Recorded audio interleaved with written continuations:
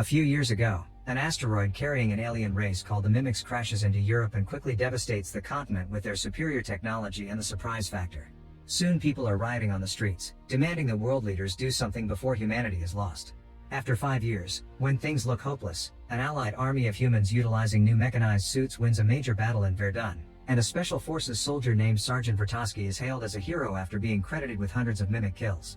She becomes an instant icon and a recruiting boon for the human military as the united human armies try to use the momentum for Verdun to launch a multi-pronged final assault on Europe. One of the talking heads on the newsreels selling Vertovsky and the war effort is Major Cage of the US Army. One morning, Cage flies to London the day before the operation to retake Europe. He meets with the commander of the Western Allies, General Brigham, who orders Cage to accompany the first wave of Allied troops to land in France and provide ground coverage for the media. Cage was an ROTC cadet in college and has no experience in the field, so he does not want to go to battle. He tries various tactics to avoid the deployment, to the point he tries to blackmail the general via the media. At first the general pretends to let him go, but as soon as Cage crosses the door, Brigham makes the guards go after him.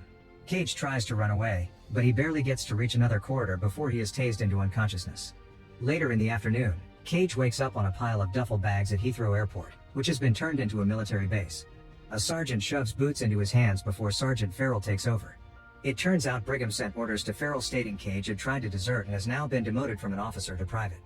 Cage is assigned to a band of eccentric soldiers called the J Squad, who are caught gambling by Farrell when Cage is introduced to them.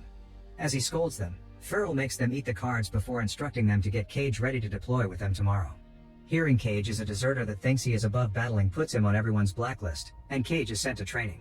The next day is Invasion Day and Cage is given his own suit, but the members of J Squad do not even bother teaching him how to use it because they believe he will die quickly.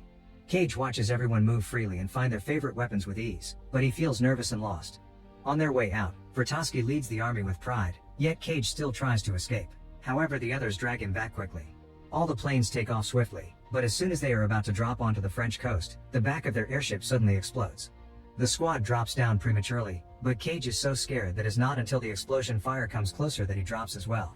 As they fall through the sky, explosions keep happening around them, and many soldiers are dead before even reaching the ground.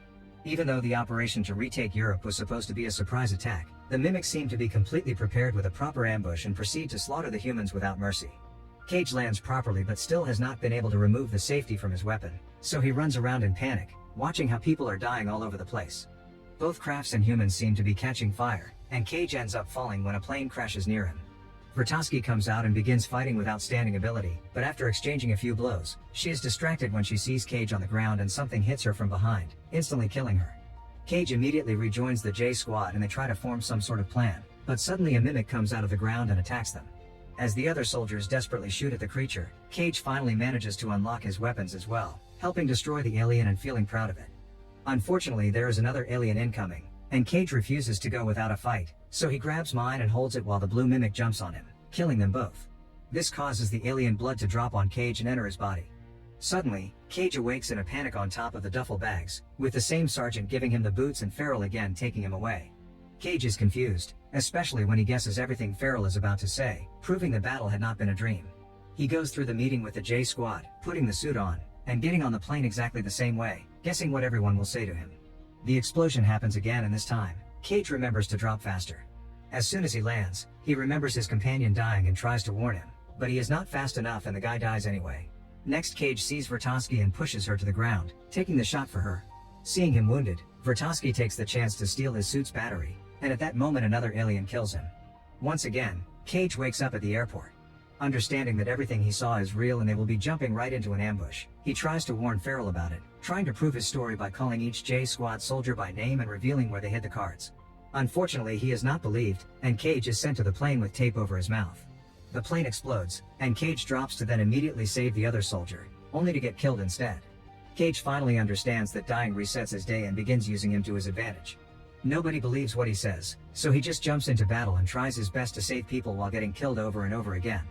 After dozens of failed attempts, he reaches one loop where he pushes Vertovsky far away enough to give her a few warnings while shooting at anything that gets too close without needing to look because he already knows where everything is. Vertovsky stares at him in shock but still believes everything he says, and when another alien is about to kill him, Vertovsky says, "Find me when you wake up," before they both die again. Cage awakens on the duffel bags again, but this time, he starts cooperating with Farrell and J Squad in order to buy himself time to find Vertovsky. He shows good manners and even helps the squad hide the cards before Farrell sees them. Now every time they go training, he begins studying a way to sneak away. His first try consists of waiting for the exercise routine and rolling away into the traffic, but this gets him run over by a truck. After a few deaths, he manages to roll without trouble and hide behind the vehicle to escape. He enters the advanced training facility by dodging a few training machines, and Vertovsky looks down on him until he says she sent him. Vertovsky immediately knows what he is talking about and takes him away, saying he must not tell anyone except her because they will send him to the psych ward, which apparently already happened to her.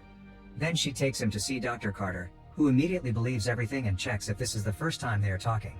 It turns out Vertovsky used to have the looping power too, which is acquired from the blood of a blue alpha mimic, but she lost it after she got a blood transfusion. Cage has to always make sure he dies fully instead of being accidentally resuscitated, like she was not to lose it too. This power is how she got that huge victory for womankind, and this is how the aliens always know when they are coming. Carter's theory is that all mimics are just neural manifestations of one overmind Omega alien creature, so he created a device that could locate the Omega if inputted into an alpha, but this experimentation got him fired and the machine was confiscated. To be able to find the Omega, first they need to win the invasion tomorrow, so Vertovsky begins training Cage in the advanced facility.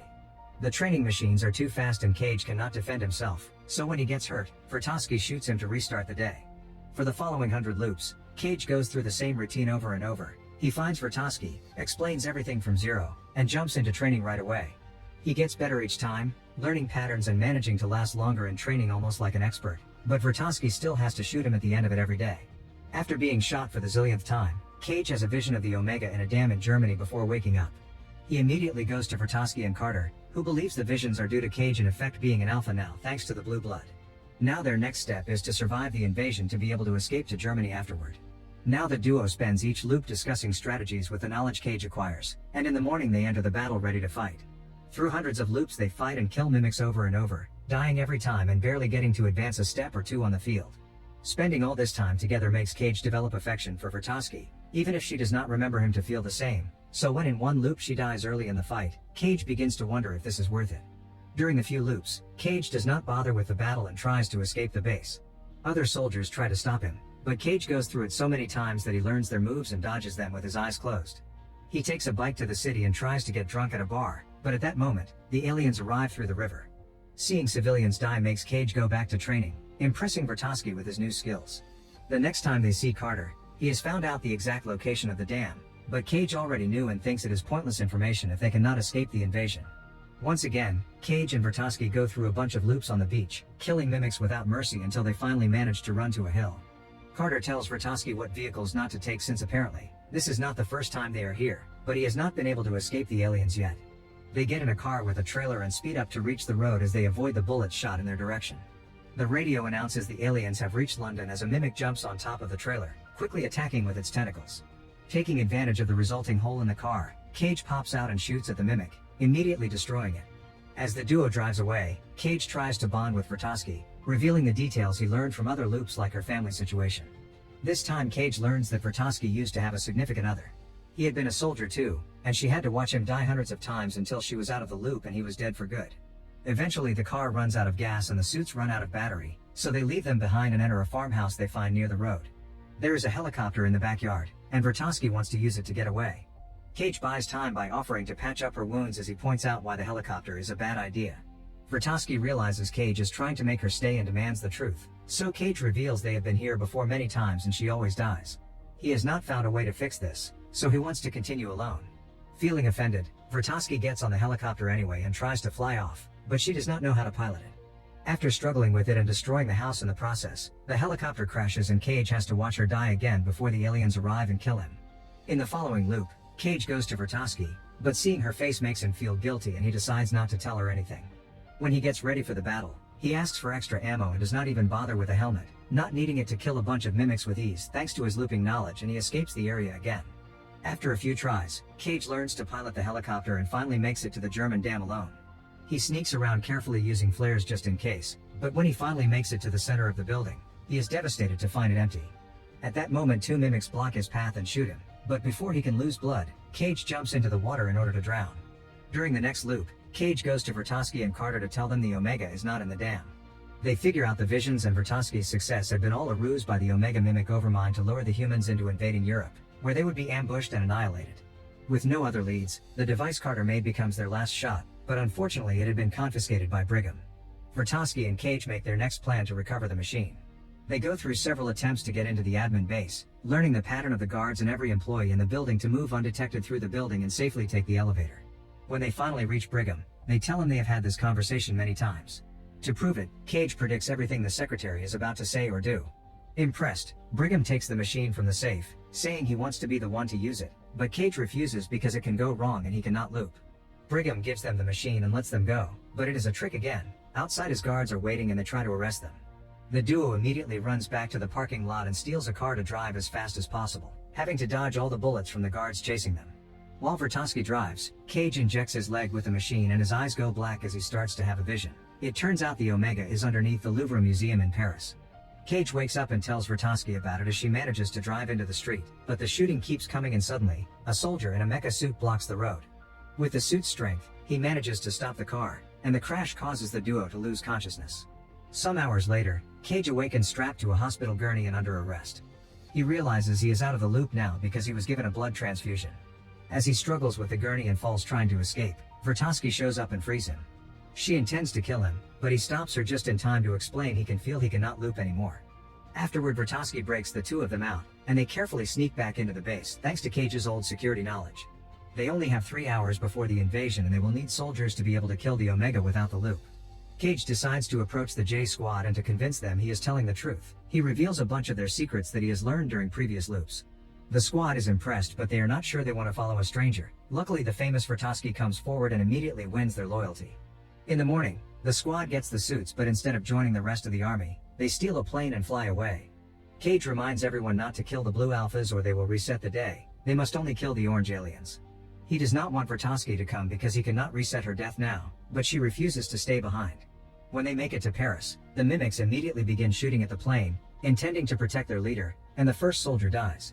His best friend begins shooting from the plane door for revenge as the rest of the squad drops outside, but the plane loses control and crashes to the ground, killing a few more soldiers. The sudden drop causes Cage to fall into the water, and the weight of the suit is keeping him at the bottom. He has no choice but to take it off to be able to swim out. Then he carefully makes his way to the Louvre, devastated to find the whole area in ruins. A noise suddenly startles him, but it is only Vertovsky, who reveals 3 squad members have also survived. They get together and realize they do not have enough ammo to proceed, only a few grenades to kill the Omega. Then Cage gets an idea. The plane cannot fly but its engine is working, so they could make it slide through the mimic defenders and right into the museum. The 2 soldiers that still have the suits move all the debris out of the way and decide to stay behind as backup. Vertovsky makes the plane move and the mimics immediately come after them, so the soldiers use their suits to engage them in a fight. They shoot all the ammo they have available and manage to kill quite a few orange aliens, but it is not enough and sadly they both get killed pretty quickly. The mimics approach the plane next, and the 3rd soldier also opens fire with all his might using the plane's artillery. Unfortunately, there are too many aliens shooting at the same time and he gets killed as well. Cage immediately runs to take over the artillery, shooting at the mimics as fast as possible. However, he is only human, and he cannot kill them all fast enough. The mimics jump on top of the plane and start destroying the roof, so Cage turns his shooting toward the inside. The impact causes Vertovsky to get off her seat, but Cage quickly offers cover and she is able to rush back to the control panel, guiding the plane right through some famous monuments. Cage is left hanging outside the plane as it finally smashes through the museum, where Cage rolls off and safely makes it to the ground.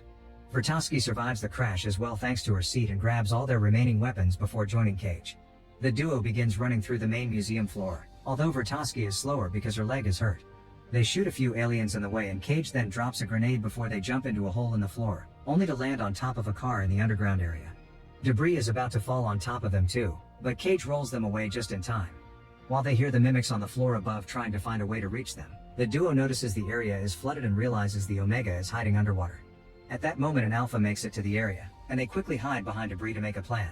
Cage wants to distract the Alpha while Vertovsky kills the Omega, but she refuses, saying she's a better fighter and she can be a better distraction. After giving him the grenades, Vertovsky thanks Cage for bringing her this far and says she wishes she had gotten to know him better before kissing him, knowing how he feels for her even if she cannot return it. Afterward, Vertovsky begins running away to make the Alpha mimic follow her, not attacking it to avoid restarting the loop. She tries to hide behind a car, but the mimic takes an alternate corridor and surprises her from behind, jumping on her to kill her. Meanwhile, Cage jumps into the water and swims around the debris, looking for the Omega. The Alpha dives in as well to chase him, so Cage tries to go through narrow spaces to slow it down. After lots of desperate swimming, Cage finally finds the Omega, which looks like a huge glowing ball. As he gets the grenades ready, the Alpha Mimic catches up to him and stabs him with its tentacles. Cage cries out and drops the grenades, but when he turns around, he reveals he had already removed the pins. As soon as the grenades reach the center of the Omega, they explode, and the mimics immediately begin wiggling in pain as the Alpha slowly disintegrates right before the Omega blows out, creating a huge explosion that destroys the museum and kills every single alien outside as well. While Cage's dead body floats in the water, the Omega's blood seeps into him, giving him those black eyes again.